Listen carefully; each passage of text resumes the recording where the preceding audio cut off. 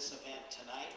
And the reason we are hosting it tonight is because the Precinct 1 constables did not get to speak at the last League of Women Voters event. So, and also it gives the people that are working a chance to join us tonight, because a lot of people work during the day and didn't have a chance to do the other forums. What we're going to do here is hear from the Precinct 1 constables first. Now, Mr. Rodriguez informed me he could not attend the event tonight, and since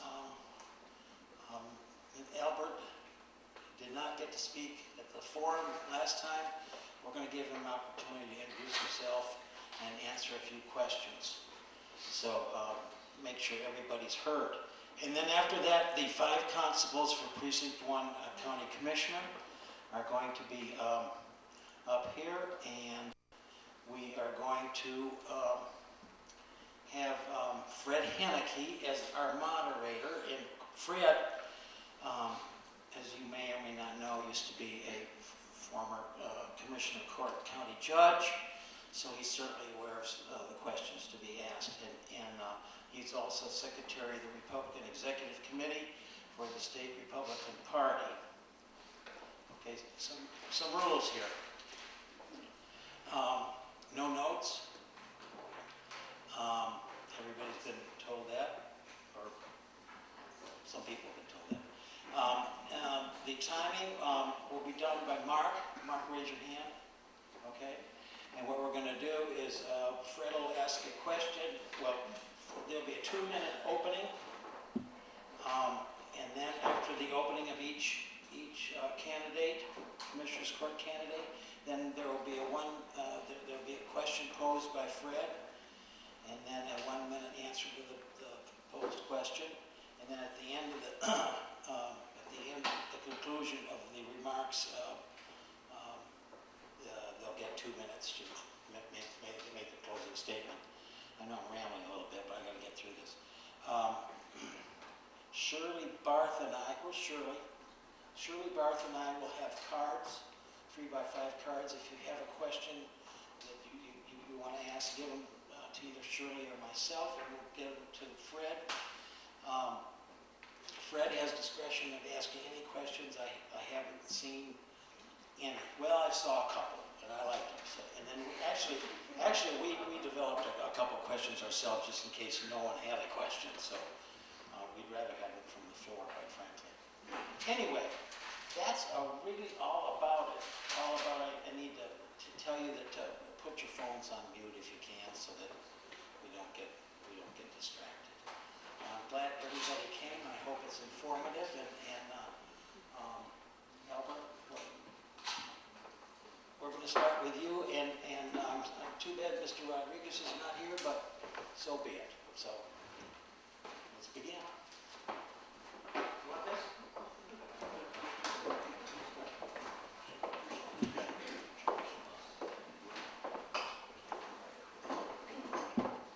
Good afternoon, ladies and gentlemen.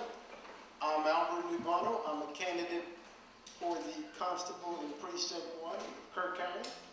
For those of you that do not know that, let's get one thing straight. I am not a politician. I'm a law enforcement officer, pretending to be a politician.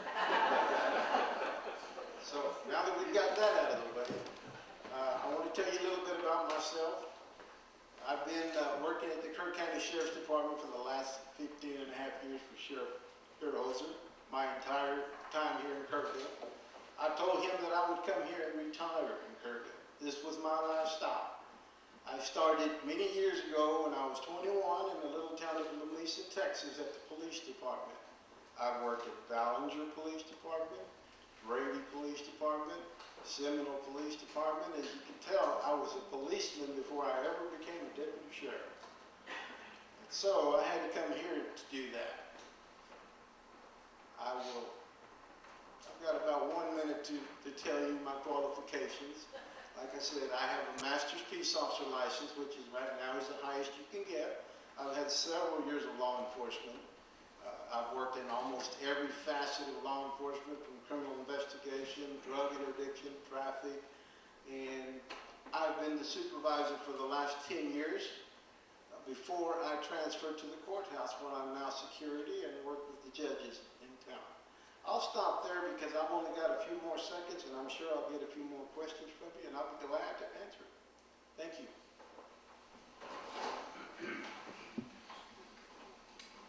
We have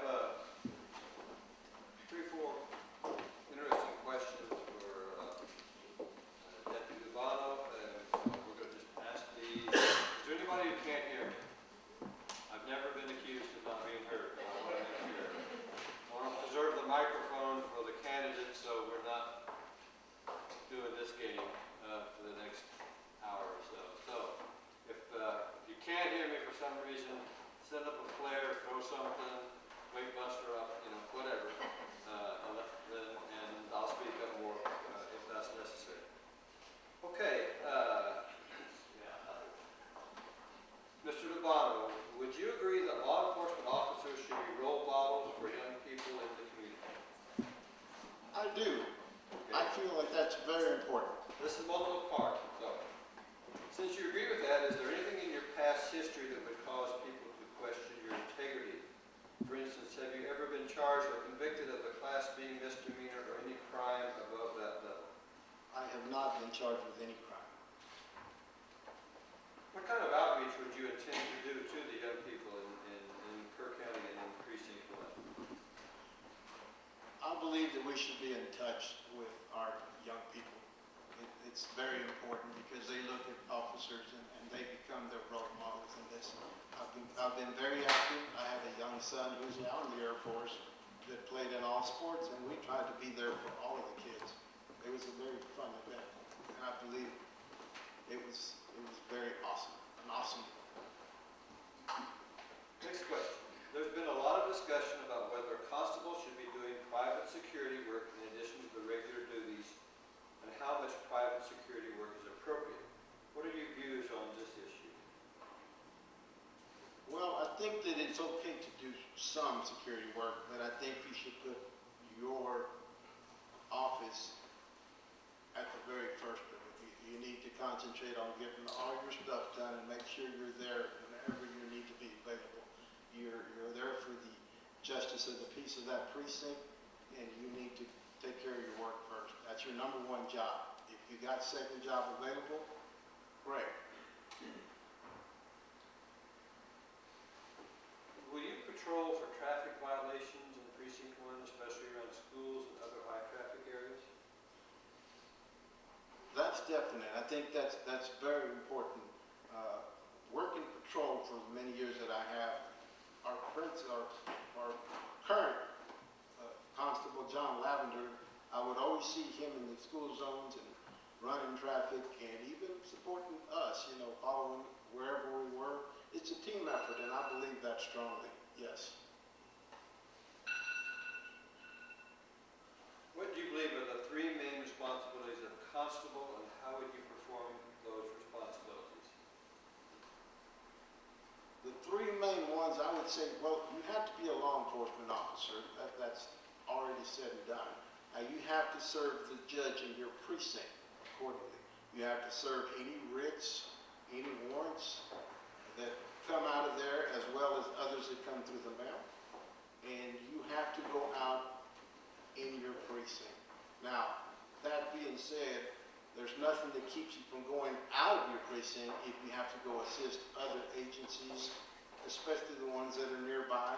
But I think, to me, that's very important, to continue to patrol all areas and let people know that you're out there. They voted you in. You're a public servant. You need to be out there. If your duties overlap with the Sheriff's Department or the Kerrville Police Department, how do you coordinate with the other agencies? I don't think that's a very difficult question, because that's one of the number 1 goals. There's not enough law enforcement officers out there right now. It has to be a team effort. We all have to work together. I don't care if it's your blue uniform, brown uniform, gray uniform, it doesn't matter. Law enforcement officers, they need to work hand in hand. Do you believe that you have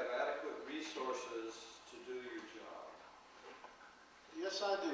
My many years in law enforcement have really educated me to that. I mean, it's an everyday lesson out there.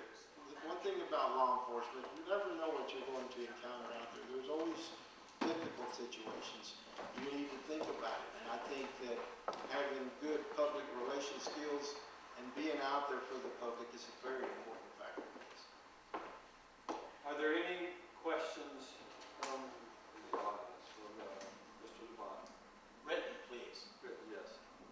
If not, If not, we thank you very much for taking your time and meeting with us this evening.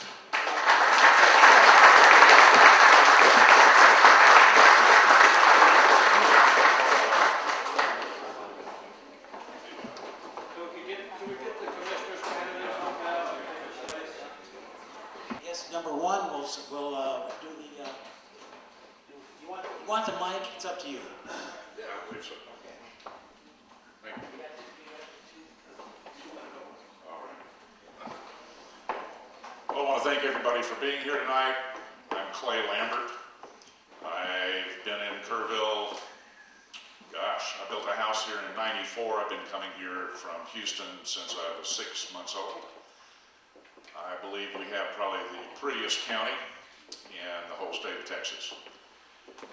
I've had an interesting career in different locations around the United States and overseas. And as part of that, I had a lot of opportunity to do conflict negotiation, resolution, opportunities to investigate new technology, and opportunities to, at some points here in the United States, work with cities that, not unlike Kerrville, had some problems with economic growth. And so what I bring to the table here is the fact that A, I'm not deeply ingrained with any organizations or individuals in any major positions here in Kerr County. Therefore, I have an unbiased view and can look at items and come up with some pretty unique and innovative solutions. I'd like to take my skill sets that I've acquired over 40 years of working and apply those for the good of the county and the citizens in Precinct 1. I've raised 5 kids. One of them is still here, a nurse in the ER. And the rest are all Texans. They won't leave. And I think that's all I'm going to say at this point. I'll wait for the questions.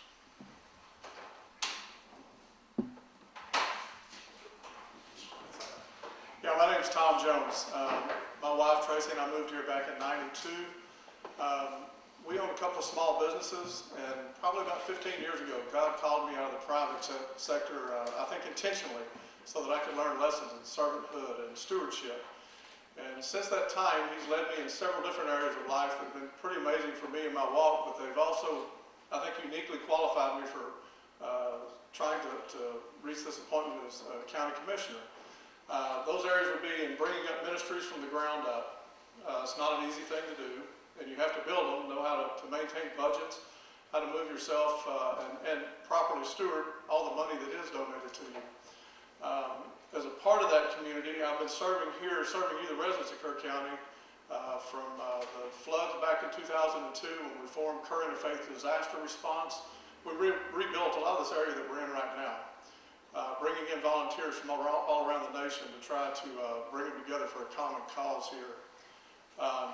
And I've been a chaplain, serving as a chaplain for Rusty over the Sheriff's Department for the past 6 years, for the Sheriff's Department and for the jail, which lends me to having to do everything from counseling to Bible studies. I do believe it's places that God calls me in my life is where I'm going to serve. Currently, I'm serving as the director for the Christian Men's Job Corps, where I've been since 2005. We're changing lives, trying to change the economic structure and accountability for people here in town that may be less fortunate, may need some assistance in trying to figure out how to move to that next step. And I'm the director for Kerr Interagency, where we try to bring all the different nonprofits of Kerr County together for a common cause of trying to network and better serve you. So thank you.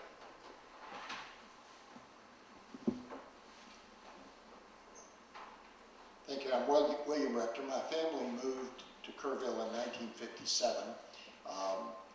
My wife of 51 years and I are both Thalia graduates, and she is here with me this evening. In 1980, 36 years ago, we had the opportunity to move back to Kerrville, and I practiced at Sid Peterson Hospital and Peterson Regional Medical Center. It was the best move that we ever made. We raised our family here, we started several businesses, and I was able to give back to the community by service on the Kerrville City Council, the KISD Board of Trustees, the Appraisal Review Board, the Appraisal District Board, the Board of the Chamber of Commerce.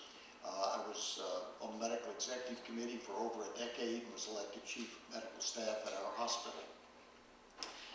The only one agenda item that I have running for the Commissioners Court is to take the life experience that I've had and utilize it for my neighbors to build a lean, efficient county government that will provide the services that everyone needs at a cost-effective, low price tag.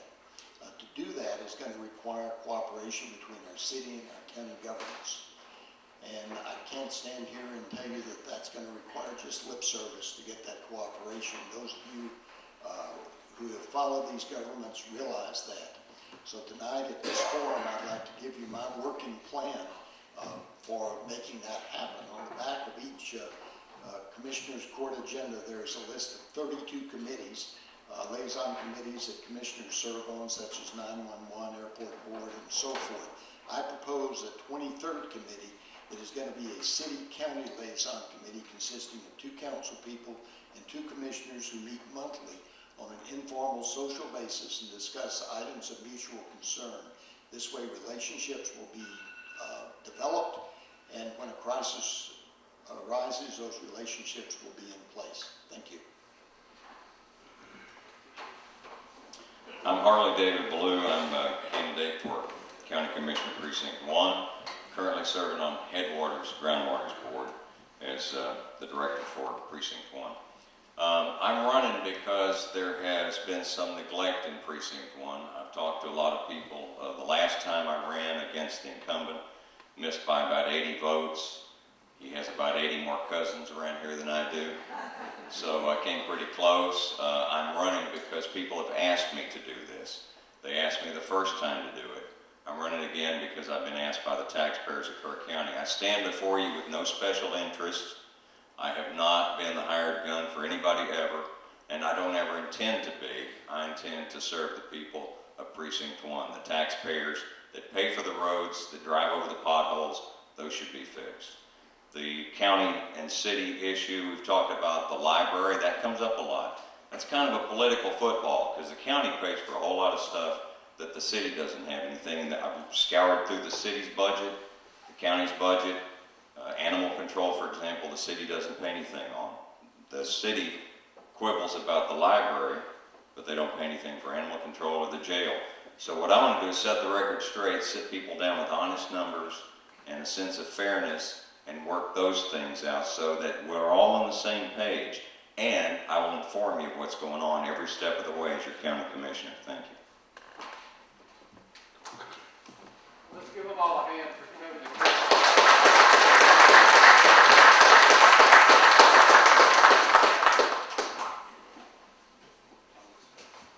What we're going to do now, we're going to ask a series of questions. We'll start with Tom Jones, since he was the second person on his opening statement. Then we'll rotate who goes first among the candidates. Each candidate will have 1 minute to answer the question. We're not permitting any rebuttal. We're not permitting any jump-ins. Don't try a John Kasich or Ted Cruz on me tonight. I'm not going to reach over and whack it. We can do better than that. So anyway, that's how it's going to work tonight. The first question will go to Mr. Jones. And each candidate will have an opportunity to answer the same question. In the first forum, several of you mentioned that commissioners were in charge of the maintenance of the roads in their precincts. Do you plan to do away with the county's road and bridge department and take back responsibility of road maintenance from the commissioner's level? Well, absolutely not. I think that's part of their original charge, is to help maintain those roads that are in the county and to make sure that they're built up to certain specs that will handle the traffic that's set before them. I don't think there's any way. That's a major part of our budget. It's a major part of the economy here for what the tax dollars are for, is to help improve our roadways and systems here. Okay. Rick.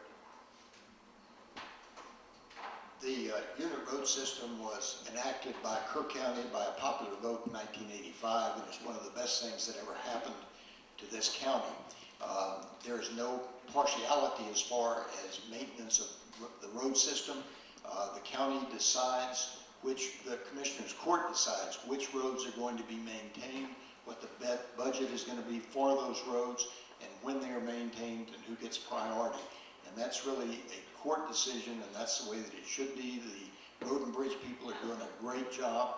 Leonard Odom is our chairman or is head of Road and Bridge. Charlie Hastings is the engineer. They're doing a great job, and I think the unit road system is one of the best things that ever happened to Kerr County. Thank you. Can you repeat the question, Fred? Certainly.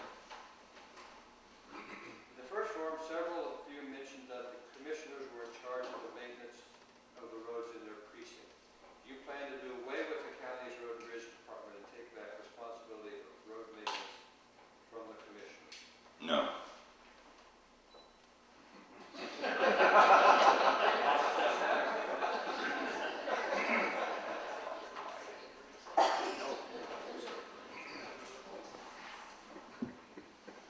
Well, I'll start with a no, but I'll give you a little bit more information.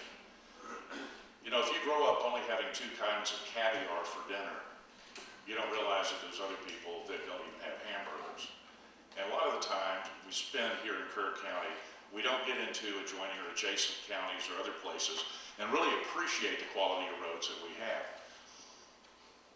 I was informed not long ago that there's several roads that lead into the county that are actually graded gravel roads, and when you come up to the county line, there's a sign there where someone proudly says, "End of road maintenance for Kendall or whatever county," and suddenly you go onto nice paved roads. I had a long talk with Charlie Hastings. What Road and Bridge is trying to do is decrease their cycle time where they can get around the whole county. Now I understand it's like 18 years or something, and the material lasts about 15, so as material qualities come up and as they slowly add a few employees and extra equipment, they're going to be able to tighten that, and I would support 100% all of their efforts in that regard. Next question starts with Dr. Rector. One candidate has a mass mailer out listing his supporters. Reviewing the names, many live outside Precinct 1, and some of the most liberal Democrats in the area are listed as his supporters. As this election is for the Precinct 1 Republican candidate, can the citizens of Precinct 1 depend on you to be conservative and to put their interests above those of local special interest groups and friends from outside the precinct? Give you the microphone. See if you can repeat that question again. Can't hear you, Frank. You didn't get it? No. Okay, well, good. Let me know. One candidate has a mass mailer out listing his supporters. Reviewing the names, many live outside Precinct 1, and some of the most liberal Democrats in the area are listed as his supporter. As this election is for the Precinct 1 Republican candidate, can the citizens of Precinct 1 depend on you to be conservative and to put their interests above those of local special interest groups and friends from outside the precinct?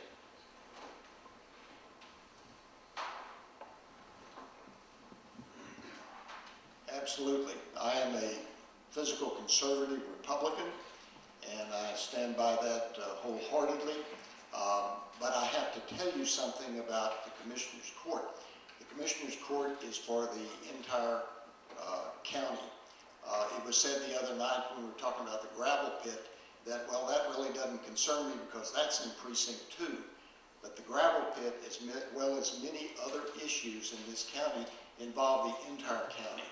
And so people will have input outside of Precinct 1 that need to be addressed. And I, as Precinct 1 Commissioner, will listen to all constituents and all people of Kerr County, those who live in Precinct 1 and those who live outside of Precinct 1.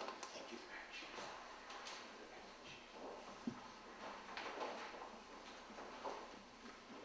So, the question again has to do with the mailer that had liberal Democrats and people outside of Precinct 1, is that it? I did not send out the mailer. It wasn't me, and I wouldn't have listed a lot of those people on anything, including a guest list to a barbecue in my backyard.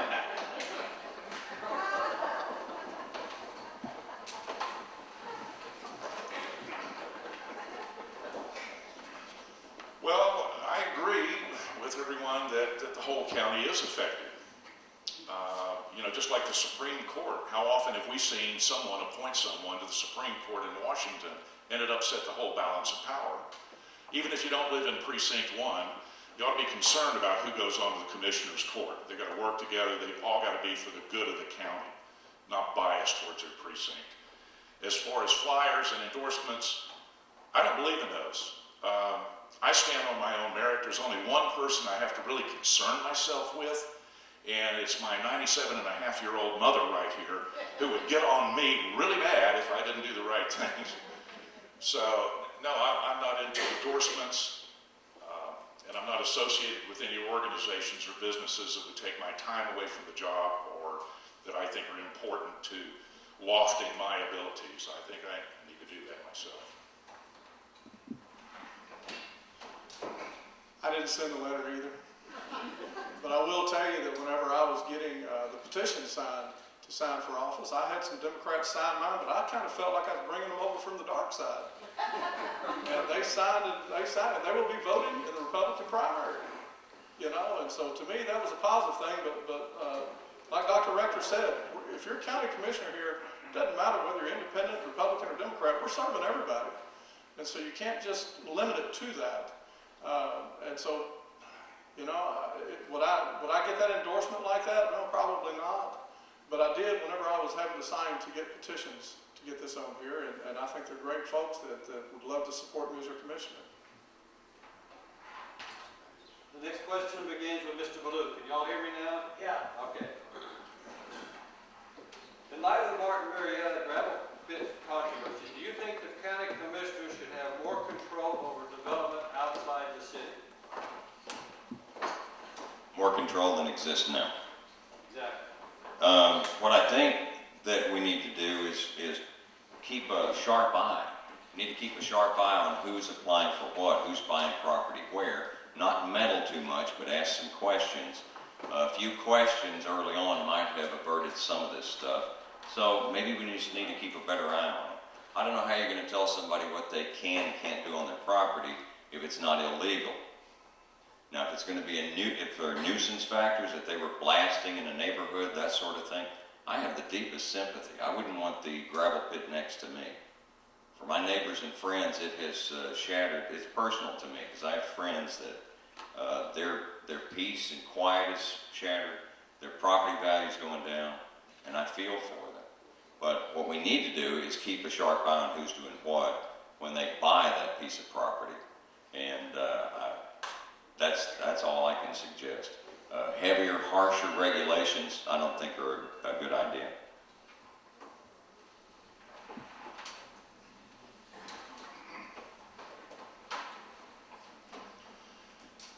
I too have a friend who lives off Paradise Road that's affected by that, and I feel sorry for any loss of property value that they may have, but when you really look at it and you get the emotion out of it and bring it down to the facts, there's not much that county commissioners can do about that. There's no laws or other statutes or anything that can come to bear about that. There's a permitting process. As long as Martin Marietta follows the guidelines in that, they don't go over the amount of dust and particulates and other items and the depth and water and all of that, then there's not much we can do. I think the only thing we can do is help the UGRA to find a way to use the pit in Center Point for a water reservoir, which would be very smart. And my understanding is they've started that process now to investigate whether or not that would work.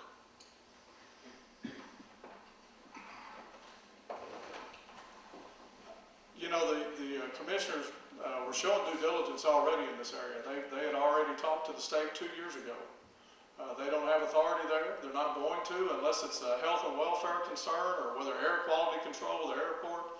They do not have jurisdiction with that. And if we start trying to pass ordinances for every business or every home that's built or anything else, then it's going to become one giant city, not a county. And there's a reason why they don't have ordinance abilities for that.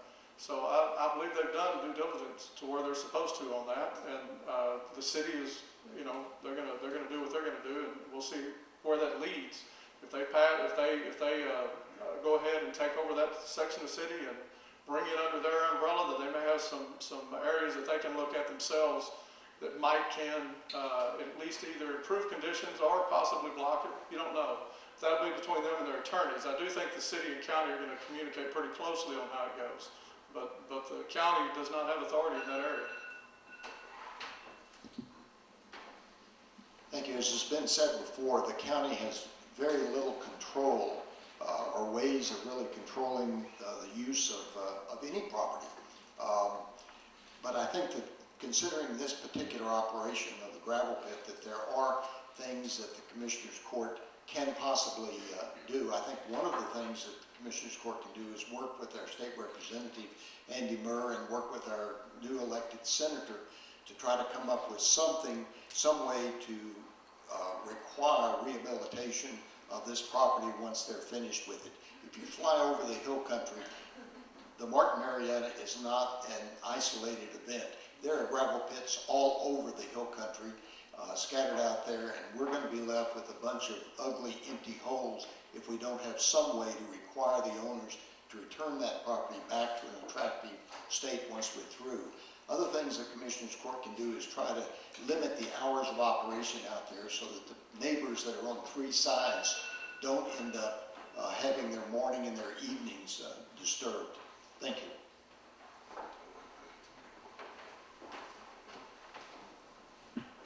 Next question will be back to play. Mr. Lambert.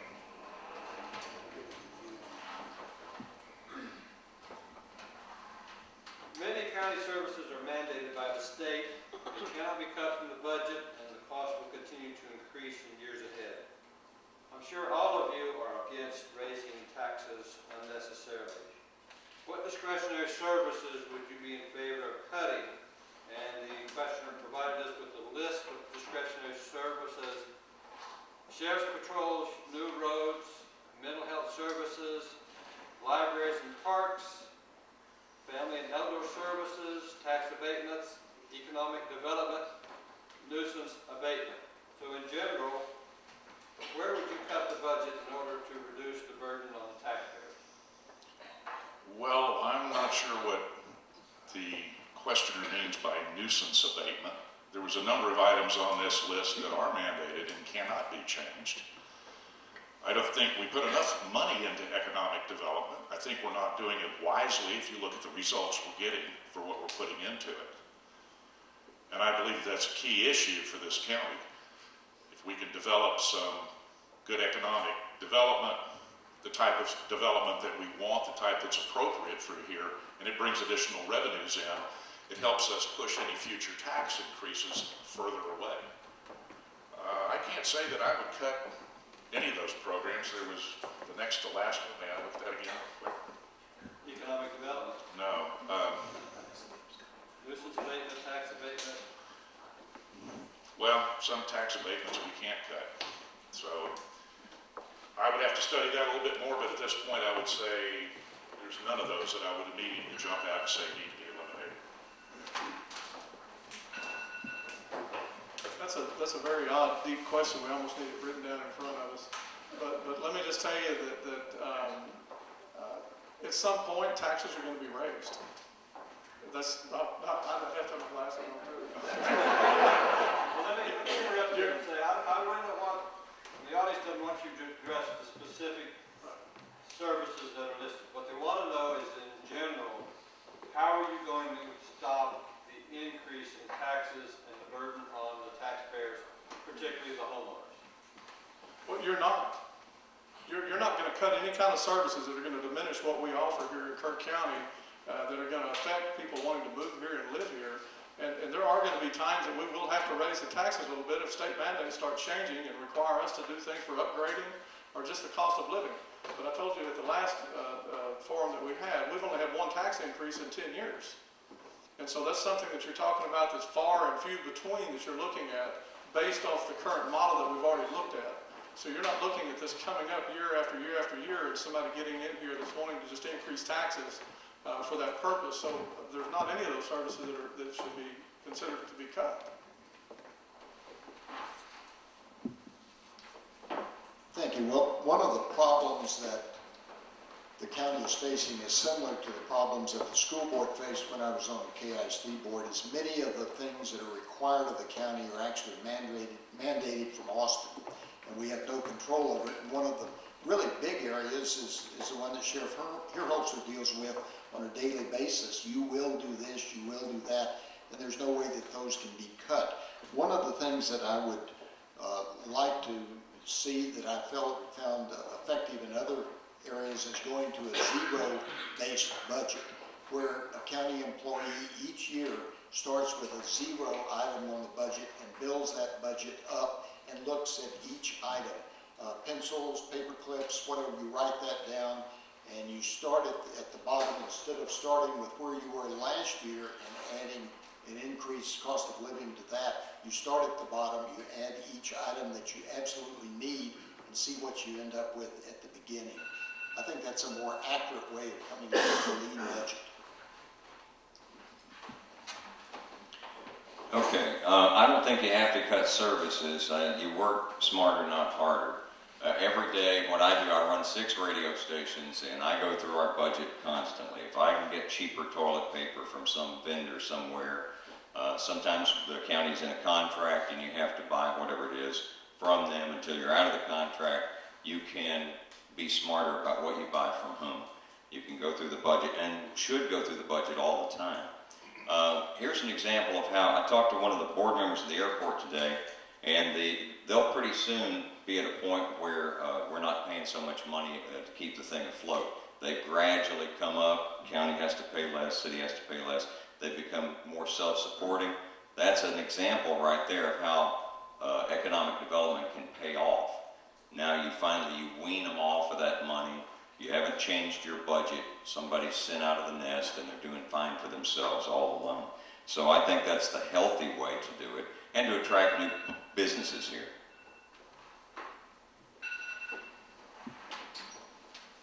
Continuing on the general topic of taxes and expenditures and services, when, if ever, should certificates of obligation be used to raise funds instead of letting the people vote on bond issues?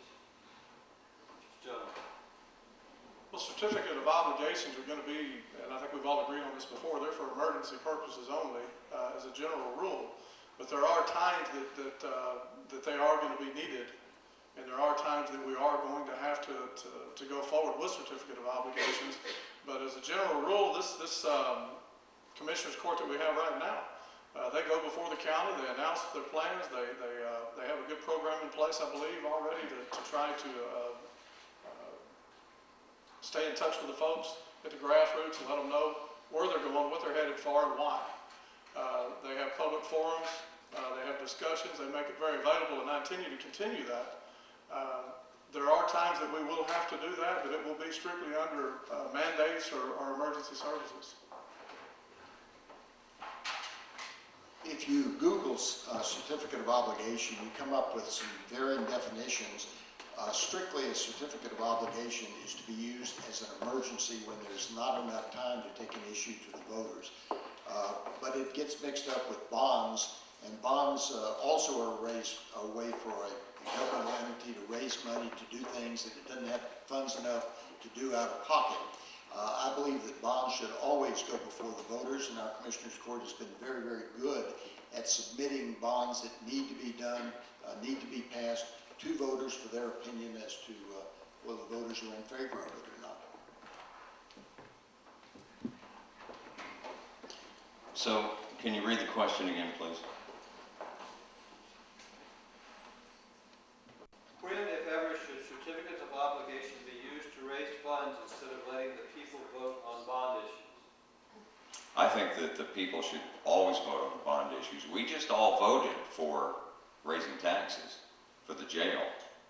And it was mentioned earlier, we don't want to raise taxes, you don't want to, but if it comes up that it's a necessity, we should always vote on it. And And that way the majority decides if our taxes are going to go up or not. So we just raised our own taxes, and I think that's the way it ought to work. If we really need something as a last resort, and everybody should be well aware of it, if there ever is a need for a certificate of obligation. But I believe in, well, common sense, treating people the way you like to be treated, the golden rule. I want to know. I'll let you know as your county commissioner. You won't be surprised by anything. We start with Mr. Living, you, Dr. Rector. I just went last. Okay, Dr. Rector, you the next. I didn't get the answer. Oh, you didn't get that? I'm sorry, Clay. No, not really. You can challenge them to keep this straight. Yeah, I agree. If you Google up CEOs, you're going to find out that the Tea Party folks are a little bit concerned that they're being abused. Going for a bond, you have to take it out to an election. There's not an option on that. And we have seen where some of this has been abused in other counties and other areas. So under normal circumstances, if you're getting ready to spend a lot of money and go into long-term debt, it needs to be taken to the people and let them take a look at it. When someone abuses a CO and they want to throw that out there and all of a sudden put it in place, the only way to rectify that is the people under that entity, in this case if it was a county, would have to go out and get 10% of the county residents' signatures on a petition to force it to a vote. So you'd have to get 5,000 signatures basically in 30 days. And that's a little tough to do.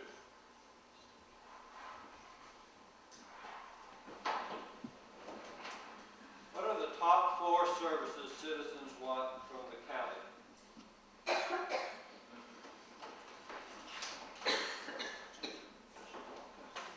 Top 4 services at the beginning, at the top, would be law enforcement, so that we live in a safe community. Number 2 would be good roads without potholes, that we can travel throughout the county without a problem. The third item would be good subdivision regulations, so that when you move into a subdivision, you realize or you know that you're going to have enough land to have a well, you're going to have an on-site sewage service that's going to work. The other is flood control. We need to have flood areas that the county controls and looks at, and so that we don't end up having people build in a floodplain and having a surprise some night when a freshet occurs and the streams rise. Well, I would agree with the law enforcement part of it, and fire would be next on my list. County supports the volunteer fire departments, then the roads, and after that, I would say, well, actually, I would include with law enforcement, fire, your EMS. Those are the things people need, the things none of us really argue about if we have to pay for it. How many of us argue about that? We want good law enforcement. We want to be able to dial 911 and get them. I'll tell you right now what we'd like is for all the phone lines to work. That'd be good.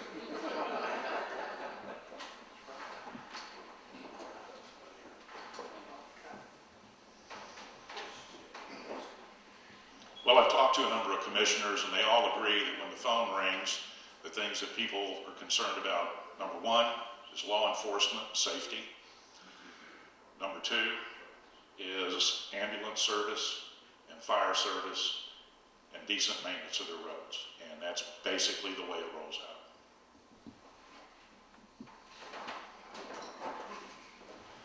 Well, I think we're all in agreement with all that. I don't think there's any difference in any of it as far as what we do, but I think for the 4th one for me would be accountability and transparency, and I think, I'm not implying that they don't get that already, but I think that's what they would expect, to know that they're receiving these other services.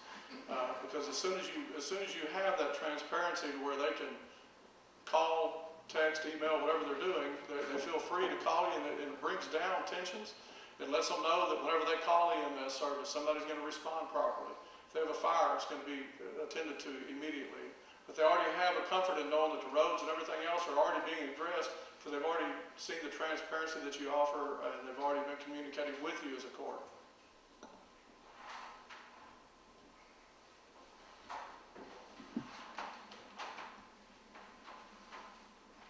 How would you improve economic development efforts on the part of the county?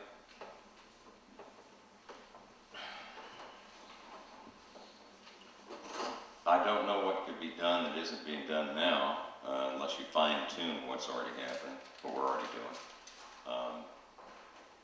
A good business environment, a good quality of life, we have those things here. As long as we don't get too restrictive, we will draw more business to our area. People love the quality of life here. Some people want to come here and bring whatever they do. I talked to a young man yesterday who was able to move here from Austin and do his job from here. He's happy to do that. That's just one guy moving in. You get enough people like that. We've had companies that have started that way. I don't know what else we could do unless we just fine tune it a little bit.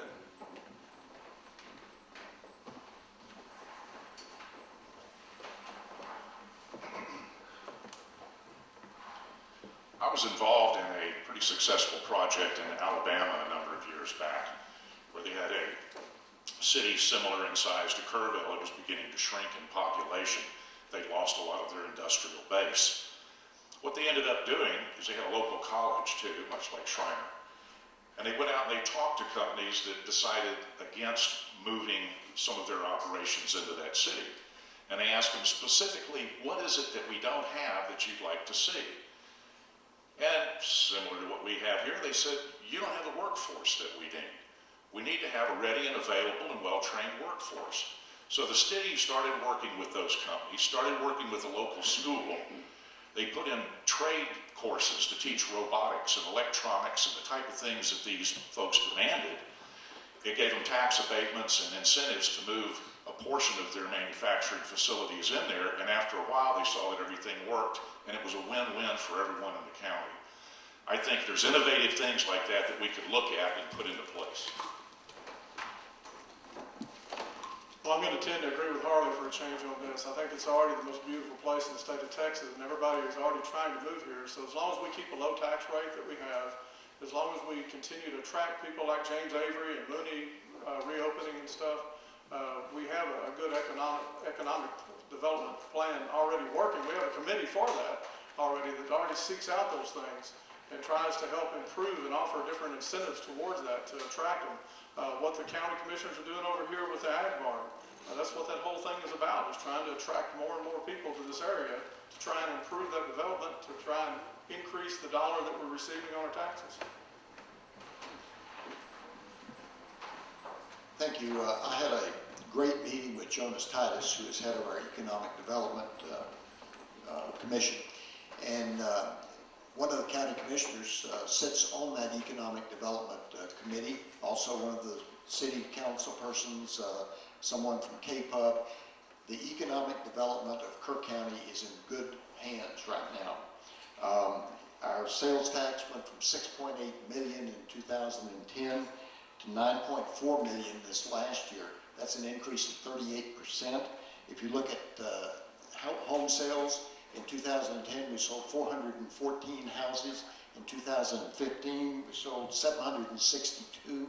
That's an increase of 87%. But if you look at what's going on inside the city of Kerrville, construction permits, in 2010 we had 25. In 2015 we had 68. That's 172% growth in home building within our community. I think economic development is doing very well with our half-cent sales tax.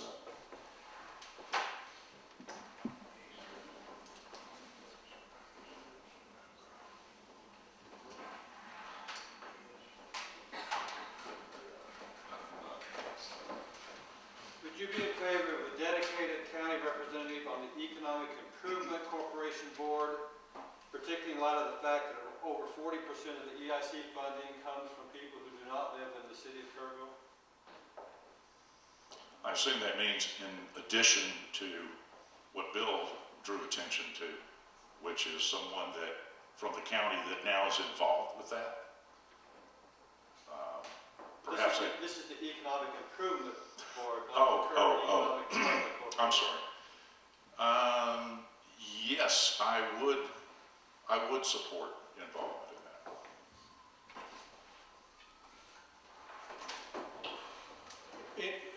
Any of these boards that the county has currently been involved in and would be worthwhile for us to have a representative on. But if we currently do not have somebody on it, I would want to find out why before we just jump in the middle of it. If it's got representatives from other areas and stuff, because it may not have a direct impact to what we're doing here in this area and what our development committee is already working on. We have people in place that are doing that, and it might be in a complete conflict of that. So I think we need to stop and look and see why we would not already have a representative there. The Economic Improvement Corporation is actually a part of the city.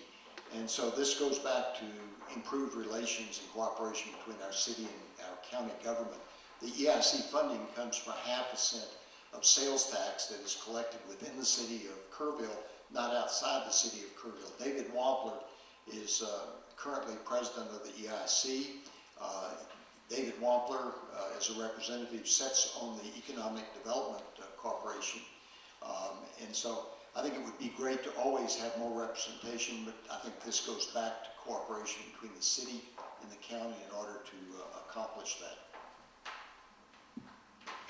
Well, the tax that Bill mentioned is that 4B tax, and it's used for stuff in the city, and I'm all for keeping an eye on what's going on with the city and having some input, but I don't see them sharing that very much. So, if we're not, I'm all for anybody being on any committee as long as it doesn't cost the county any more money. You can go sit on any board you want to and do anything you want to, take up space there and, warm a chair if you want to. But as long as it doesn't cost us any money, have fun.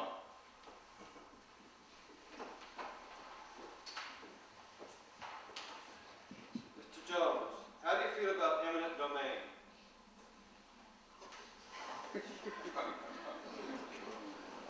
Well, eminent domain, if you're going to declare eminent domain, it needs to be for utilities or something of that nature, not just because we decide we want to take something.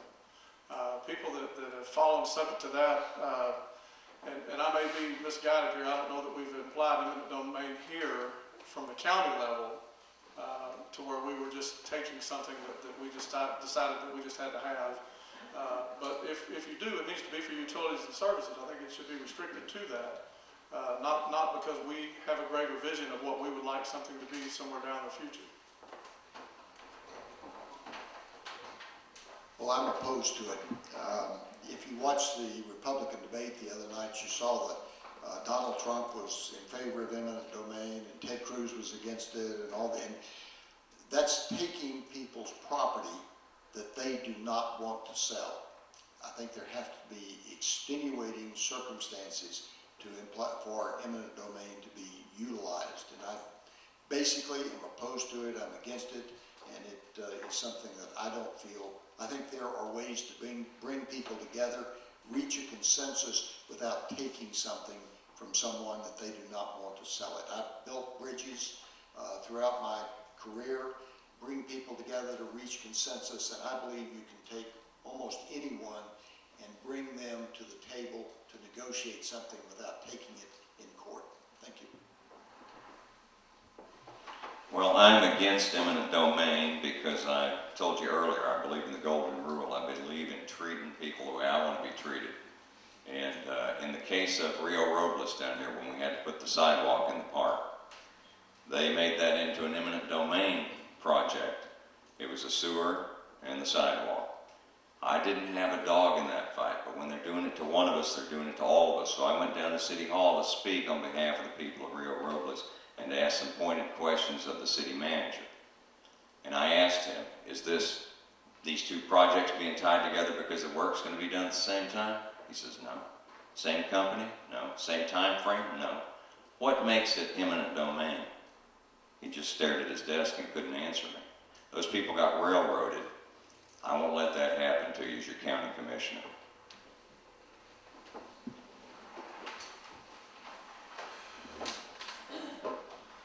I agree.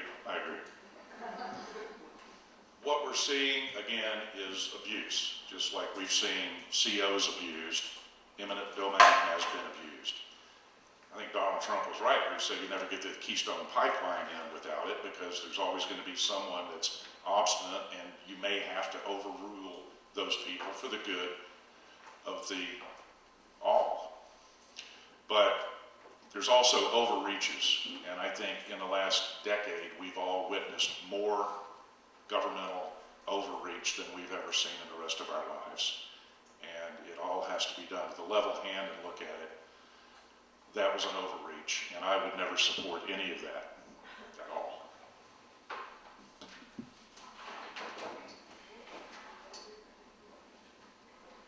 Last year, the county had to bring in a private accounting firm to straighten out the records in the newly elected county clerk's office.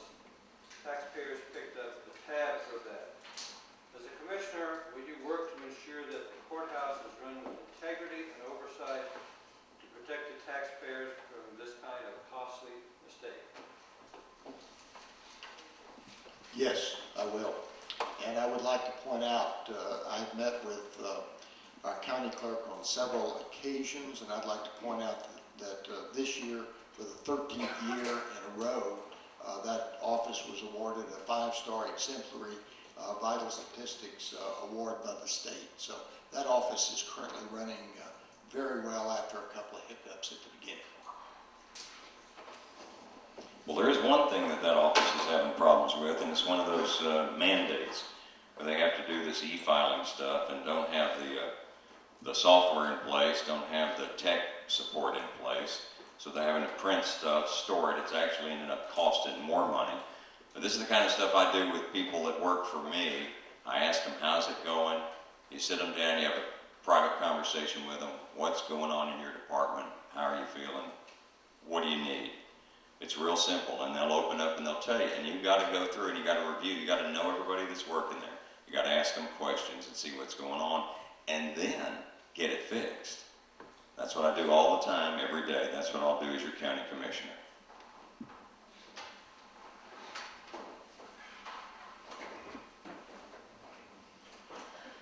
Many times when an individual moves into a new job position that's quite different than what they're used to, they're faced with a lot of new things that they need to learn. They need to learn quickly. But what I've found in the past with the numerous organizations that I've worked for is if you put together very clear policies and procedures and guidelines that help walk people through those processes, and if you make sure that they get the right education, the right training up front so that their skills rise very quickly and that they're adept to that you can alleviate a lot of those issues like that.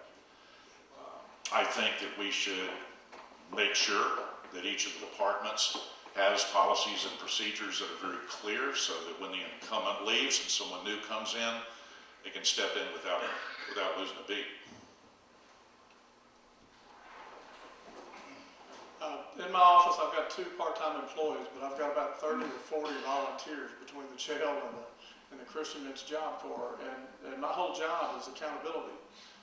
It's about holding people accountable, setting guidelines, but mainly about relationships with them. Because each one of them can come sit down and talk to me about anything we want to talk about. I check on them constantly. If they have a project or job they're supposed to be doing, my job is to go and make sure that they're doing it properly. Not micromanage, but make sure that it's being done properly. And if there are any questions that need to be answered or any hiccups that they may have in it, or I can just look at their face and tell there's something going wrong, then we approach those areas because we don't want to get back in that situation. But like Dr. Rector said, I think they're operating like a fine-tuned machine today.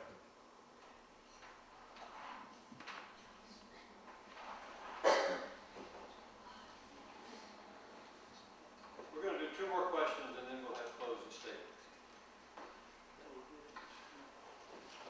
It was stated that the city pays nothing for animal control.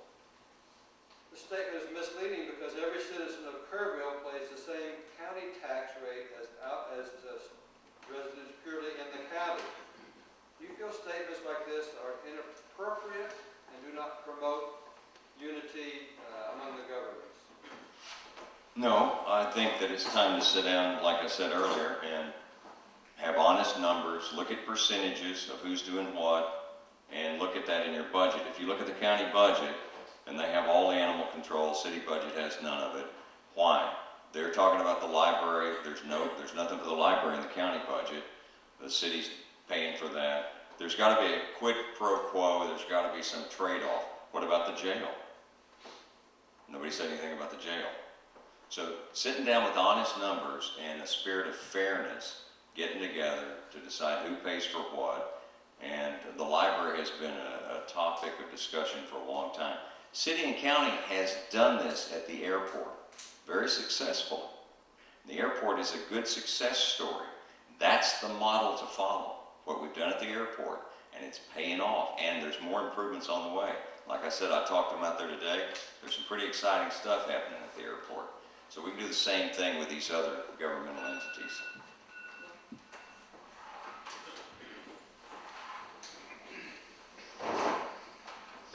There is a lot of misunderstanding, and I've heard also from a number of citizens that they claim that they're being double taxed. But if you really look into it, it's not a double tax. You're getting the services from the county that you're paying for in county taxes, and that happens to be animal control, among many, many other things. Maybe people that are paying city taxes are not getting what they want. I live out in the county. I'm not in the city. But there needs to be, I think everyone would benefit from a little bit better educational process so folks would really understand where their dollars go. You know, people can go online and they can research it and do that, but sometimes it's better to spoon feed a little bit and put things out there where folks can understand it.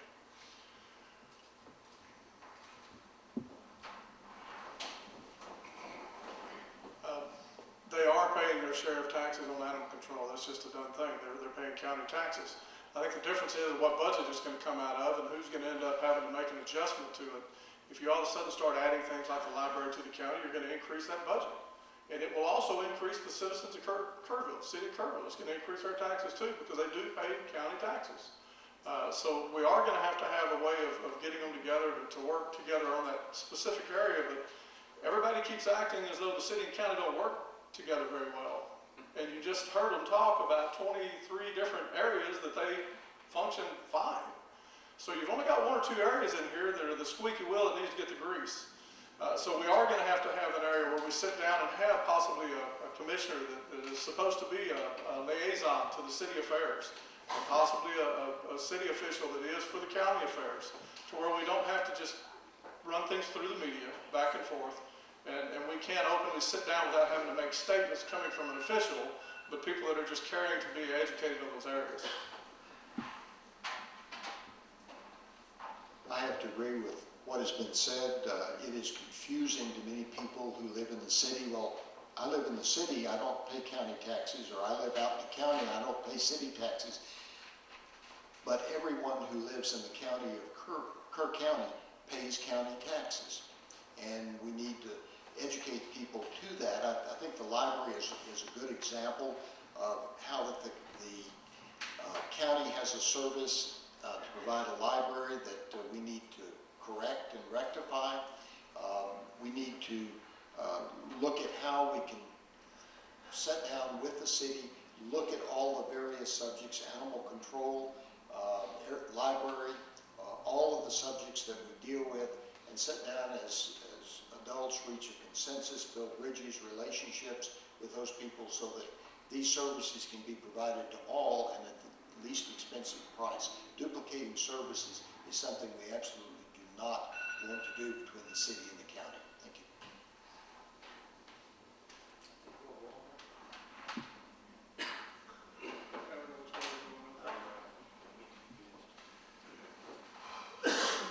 Last question. Do you believe, did you get a chance to answer that? Yes. Do you believe the commissioners should vote themselves raises?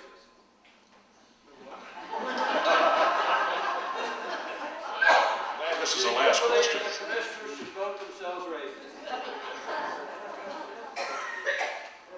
I think there should be an agreed upon cost of living index or consumer pricing index that is used, or possibly some form of procedure that does an outlook at other counties and this sort of thing, so that we don't just arbitrarily allow people to vote their raises in, but it's based on the cost of living or some other parameter that is generally understood and agreed with. I get to do that now. I was hired at $35,000 a year 10 years ago with the Christian Men's Job Corps, and 7 years ago I took a $5,000 raise and hadn't had one since. But it's because I choose not to. My board certainly would love to give me one. I'm here to serve. That's what I do. And I figure God will care for my needs, and He does. So the commissioners being able to do that on their own, I think they need to be held to a cost of living standard. Absolutely. But there is no other authority over them here that would be the ones, unless you go before the voters on raises. As a general rule, no, I do not believe that elected officials should vote themselves raises. But I have to tell you that I am not running to be your commissioner for the money. I did not know what a commissioner made until the last form, and it was announced at that time.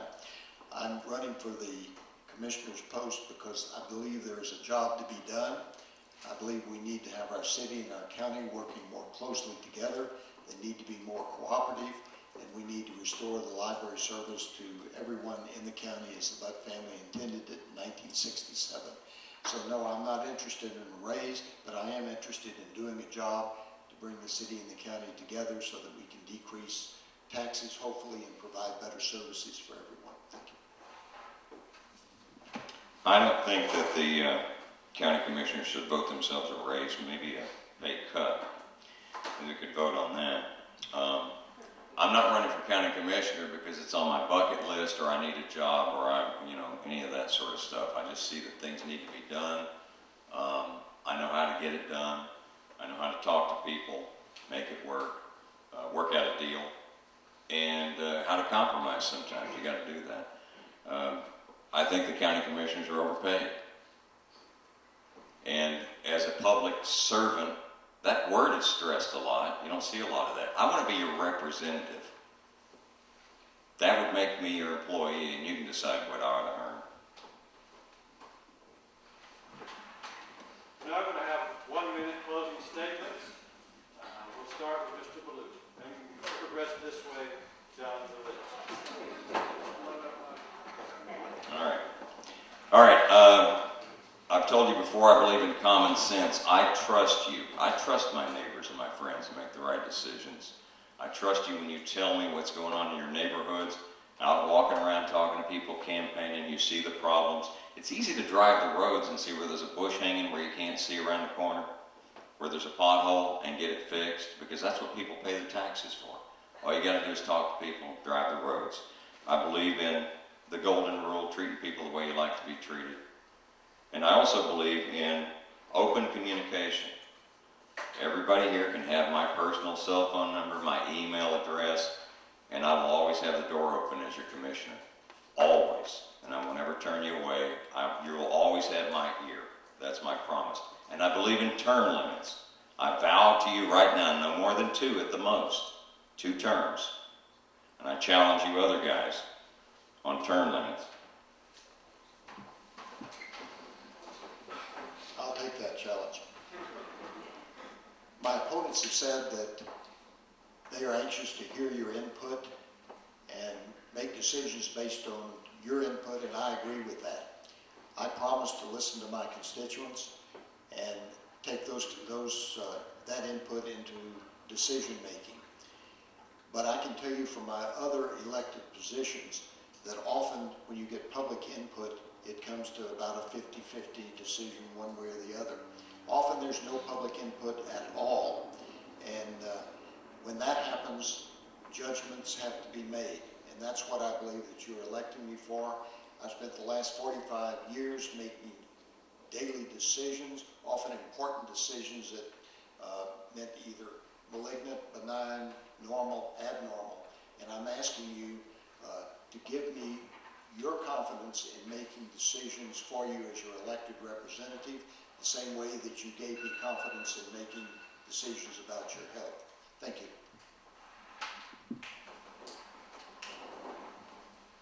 I think I've done a pretty good job over the last 15 years of serving this community, and serving with integrity and experience is something that I think that God is well founded in my heart with this. But I will tell you that I intend to do more than that here. I intend to form a committee of people out of each district to be eyes and ears When we talk about being transparent, I believe the only way to be transparent is to make sure you have enough people holding you accountable for that. And so I think if we were to form a committee out of people out of each district for each precinct for a leadership team, my own personal eyes and ears, we could better represent before the commissioners' court meetings then and have things in a true form to truly address the areas of concern from the people themselves, not coming just from me and not my opinions. And so I would look forward to serving you as your commissioner and guarantee you I'll do everything that God empowered me to do to bless this Kerr County.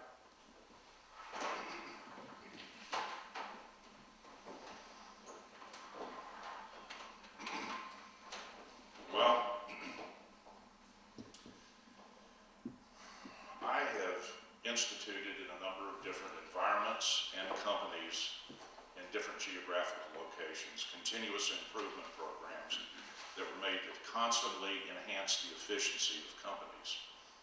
I would propose to do that here too, to the degree that it is appropriate.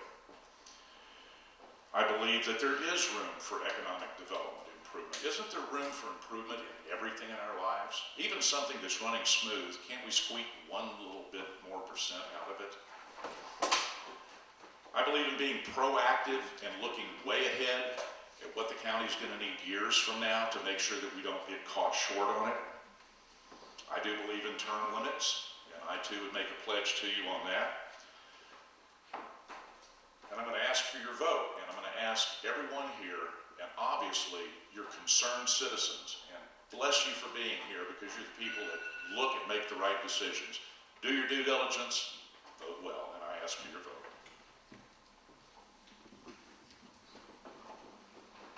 I have learned an amazing amount this evening. This is politics at its finest. We have a chance to sit in front of the people who want to be your leaders, ask them the questions on your minds, and evaluate them based on the way they answer, their demeanor, their answers, their trustworthiness. There's no glitz between us and them. It's just those four guys standing up here, sitting up here saying, here's why I want to serve you. And I think they deserve a great round of applause for their efforts this evening.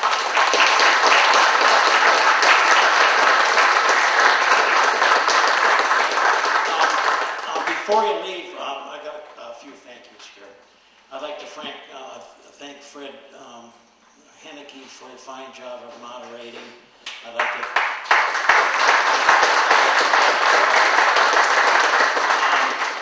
thank our timekeeper, Fred Bosma, and also I want to thank all the candidates who participated tonight. They were all very, very good. We're lucky to have him up here and enjoy the evening. Also, I want to thank Bryant Williamson for the television service here with the local station KVHC TV. If you're interested in when and how and where it's going to be on television, see him afterwards. And also, I need to thank all you voters in Precinct 1. Thank you for coming out here. And make sure you vote, and I hope this has been something that you enjoyed this evening. Can now hang around a little bit and meet and greet. Don't run off. There's some cheese there and some grapes and water. So enjoy the rest of the evening and be safe when you drive home. It's over, folks.